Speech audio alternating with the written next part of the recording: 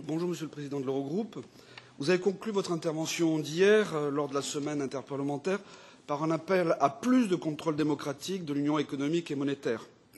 J'espère simplement que cet appel n'est pas un vœu purement théorique, car l'Union économique et monétaire, depuis 1992, échappe effectivement à tout contrôle démocratique par les citoyens. J'ai donc 3 questions à ce sujet. La première, la BCE, via le SSM, va imposer des règles de provisionnement des nouvelles créances bancaires douteuses.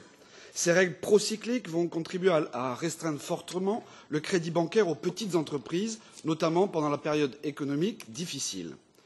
En conséquence, la relation entre les banques et les écosystèmes locaux est menacée. Selon la fameuse institution Mediabanca, ces mesures de SSM vont directement retirer à l'Italie 0,2% de croissance du PIB par an. De nombreux politiciens, parlementaires européens se sont insurgés.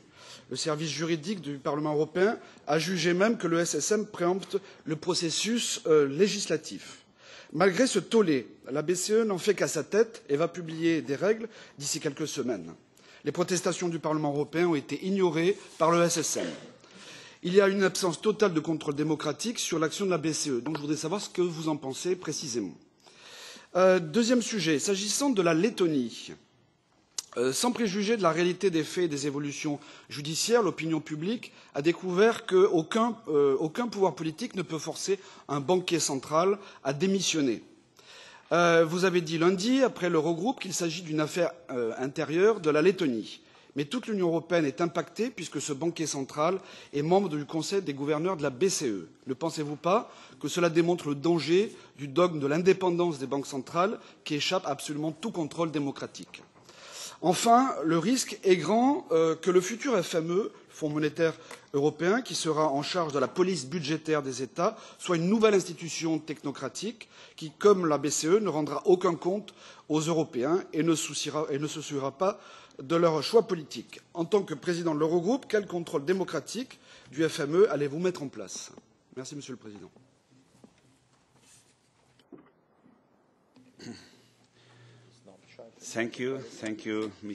Merci, Monsieur Monod. Merci pour vos questions. Alors, vous abordez ici une question essentielle dans la conception institutionnelle.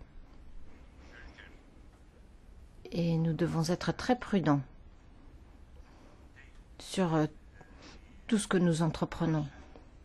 Et cette prudence, bon, elle fonctionne dans toutes les directions.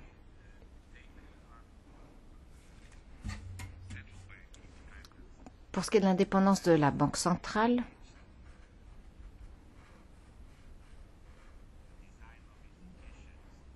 les institutions aujourd'hui sont conçues, et pour ce qui est de la politique monétaire, et pour la BCE, de façon à bénéficier d'un certain degré d'indépendance qui soit compatible avec le niveau de confiance que l'on veut atteindre vis-à-vis des institutions qui ont recours aux instruments disponibles. Ce qui signifie qu'il faut donc préserver cette indépendance, notamment à des fins de crédibilité politique. Alors cela ne signifie pas que la BCE n'est pas responsable pour les décisions qu'elle prend. Non, ce n'est pas la même chose.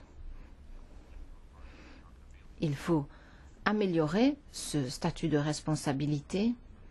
C'est d'ailleurs ce que je peux conclure sur la base de votre déclaration, qu'il ne faut certainement pas négliger. Pour ce qui est de l'indépendance du processus décisionnel politique, je crois qu'il est vraiment important de préserver cette indépendance. Pour le budget et le FMI,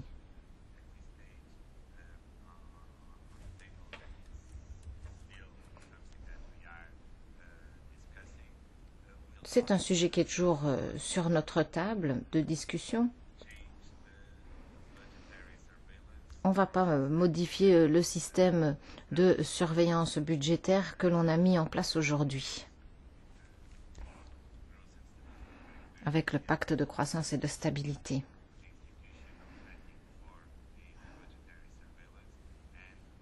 on a ce système de surveillance budgétaire et ceci ne doit pas créer de chevauchement avec d'autres mesures qui viendraient renforcer la stabilité telle que le MES ou autre que l'on pourrait créer à l'avenir comme le FME.